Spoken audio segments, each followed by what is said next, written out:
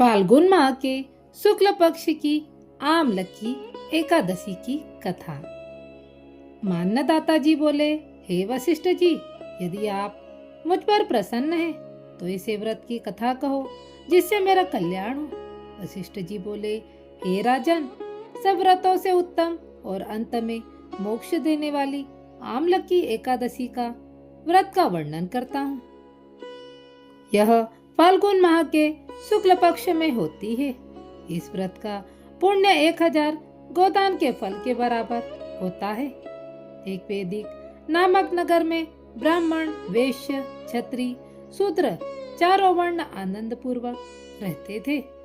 उस नगर में चैत्ररथ नामक चंद्रवंशी राजा था। वह महान विद्वान तथा धार्मिक था। वहाँ के निवासी बालकों से लेकर व्रत तक सभी प्रत्येक एकादशी का व्रत करते थे। एक समय फाल्गुन माह के शुक्ल पक्ष की आमलकी एकादशी आई। उस दिन राजा से प्रजा और वृद्ध से बालक तक सबने हर्ष सहित उस एकादशी का व्रत किया। राजा अपनी प्रजा के साथ मंदिर में जाकर पूर्ण कुंभ स्थापित करके तथा धूप, दीप, नैवेद्य, पंचरत्न, छत्र आदि से धात्री का पूजन करने लगे। धात्री, तुम ब्रह्म स्वरूप हो। तुम ब्रह्मा जी द्वारा उत्पन्न हो और समस्त पापों को नष्ट करने वाली हो। तुमको नमस्कार है। अब तुम अर्ध स्वीकार करो। तुम श्री रामचंद्र जी द्वारा सम्मानित हो। मैं आपसे प्रार्थना करना चाहता हूँ, मेरे समस्त पापों का हरण करो।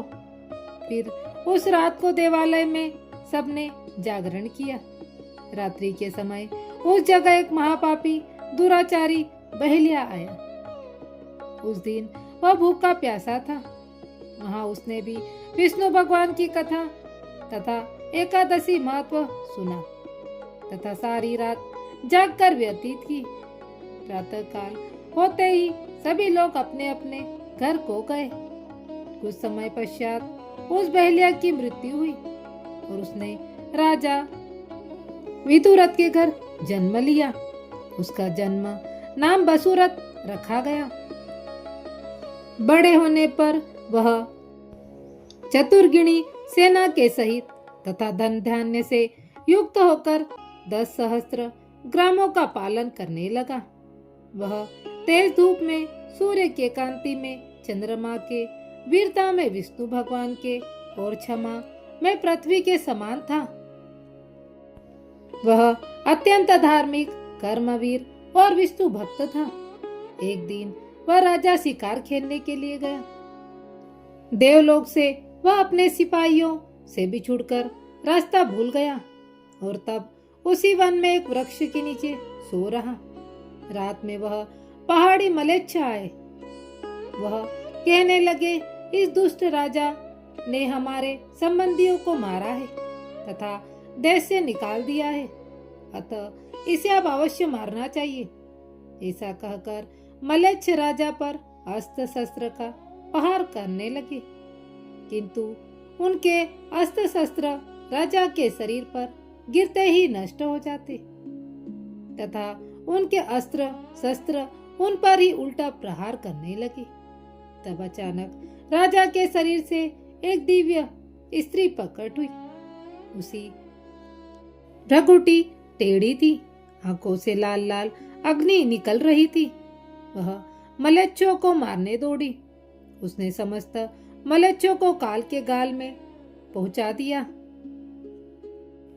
जब राजा जागा तब इन मलेच्छों को मरा हुआ देखकर सोचने लगा कि इन भेड़ियों को किसने मारा है। तब आकाशवाणी हुई, हे राजन, इस संसार में विष्णु भगवान के अतिरिक्त तेरी कौन रक्षा कर सकता है। राजा प्रसन्न हो अपने नगर को वापस आ गया और सुखपूर्वक राज करने लगा।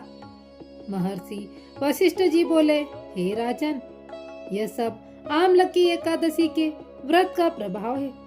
जो मनुष्य इस एकादशी का व्रत करते हैं वे प्रत्येक कार्य में सफल होते हैं और अंत में विष्णु लोक को जाते हैं।